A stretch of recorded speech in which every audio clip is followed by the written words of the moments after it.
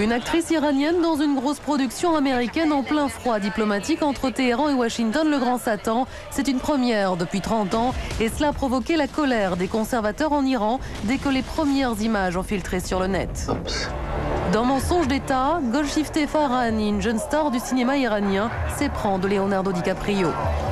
Cheveux à peine voilés dans un film américain, Golshifteh est accusé d'avoir collaboré avec la mafia d'Hollywood et méprisé les lois de la République islamique.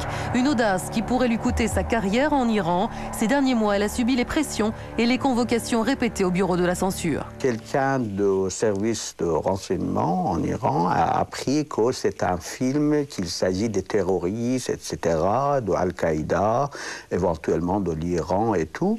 Donc on l'a interrogé longtemps et finalement on a dit on va juger d'après le film. Une fois qu'on voit le film, on va décider de votre sort. Golshifteh pourra-t-elle de nouveau tourner en Iran? Le bureau de la censure laisse toujours planer le doute. L'actrice, elle, s'est exilée quelque temps aux États-Unis avec le souhait de rentrer prochainement en Iran. J'attends de voir maintenant ce qui va se passer, parce que cela ne s'est jamais produit avant. Alors, je ne sais pas de quoi demain sera fait. Je croise les doigts.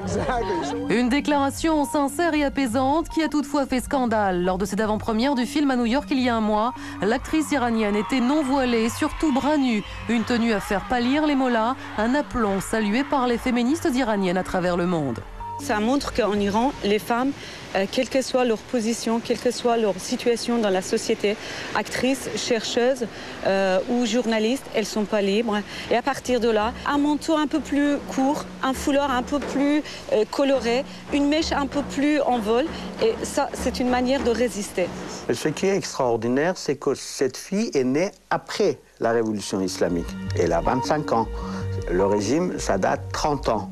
Donc le régime a essayé de islamiser toute la société. Et cela montre qu'ils n'ont pas réussi à le faire, ce qu'ils voulaient faire.